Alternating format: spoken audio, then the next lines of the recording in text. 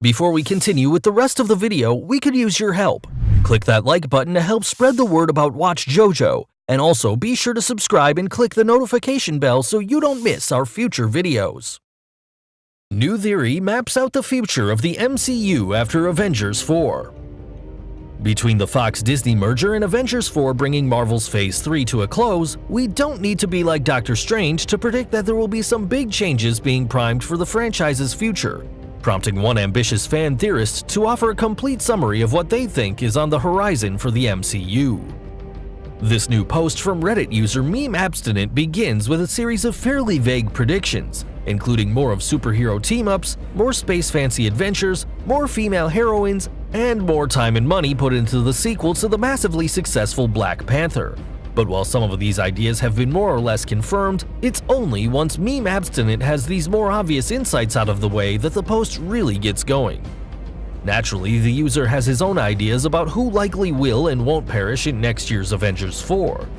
As well as going against the popular prediction that the upcoming release will see the death of Iron Man, Meme Abstinent suggests that the arrival of the X-Men into the MCU will ultimately spell bad news for Black Panther's former lover Nakia, played by Lupita Nyong'o. Steve, Hawkeye, Rhodes, Lupita, Loki, Heimdall, and Nebula die permanent during the Infinity Saga. Tony retires and will return way down the line as Iron Man, but will be Stark for some rare appearances as Sword Director. Widow continues on as an Avenger. Also, Disney has access to Storm now, which of whom Panther marries, so Lupita is done for at some point. Having Storm be T'Challa's wife is way too cool of an opportunity to pass up. Yikes, too bad for Nakia. The Redditor then suggests a few familiar theories, including the Secret Invasion storyline and the introduction of Doctor Doom as the new dictator of Sokovia. As for the Fantastic Four, their introduction will supposedly be a little more gradual.